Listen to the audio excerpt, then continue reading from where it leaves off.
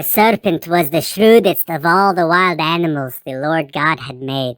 One day he asked the woman, "Did God really say you must not eat the fruit from any of the trees in the garden?" "Of course we may eat fruit." I sound like a leprechaun. "Of course we may eat fruit from the trees in the garden," the woman replied. My tongue is getting so tired. "It's only the fruit from the tree in the middle of the garden that we are not allowed to eat." God said, "You must not eat it or even touch it. If you do, you will die." I am sounding like Arnold Schwarzenegger. "You won't die," the serpent replied to the woman. "God knows that your eyes will be opened as soon as you eat it, and you will be like God, knowing both good and evil."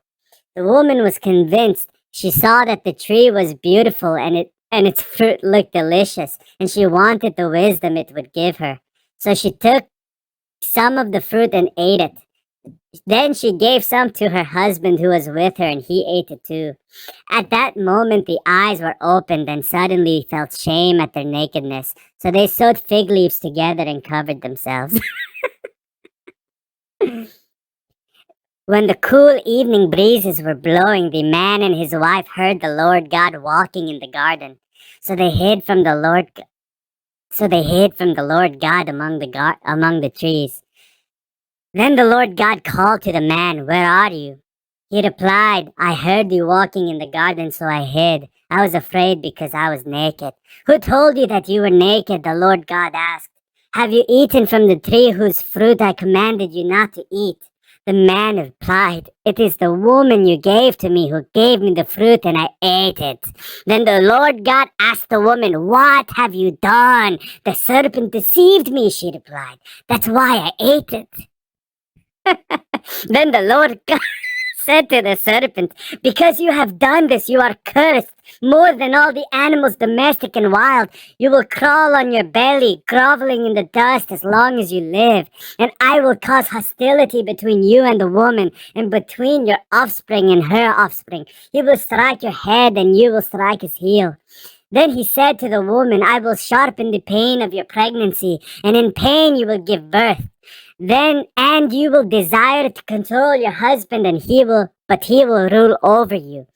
And to the man he said, "Since you listened to your wife and ate from the tree whose fruit I commanded you not to eat, the ground is cursed because of you, and all your life you will struggle to scratch a living from it. It will grow so many hours.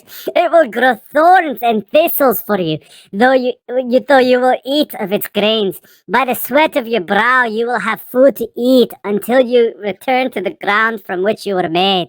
For you were made from dust, and to dust you will return." I'm sweating, y'all. Holy moly, but this is fun.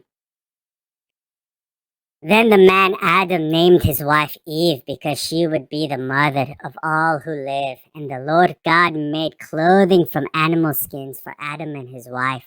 Then the Lord God said, "Look, the human beings have become like us, knowing both good and evil. What if they reach out to take fruit from the tree of life and eat it? Then they will live forever." So the Lord God banished them from the Garden of Eden, and he sent Adam out to cultivate the ground from which he had been made. After sending them out, the Lord God stationed mighty cherubim to the east of the Garden of Eden, and he placed a flaming sword that flashed back and forth to guard the way of the tree of life.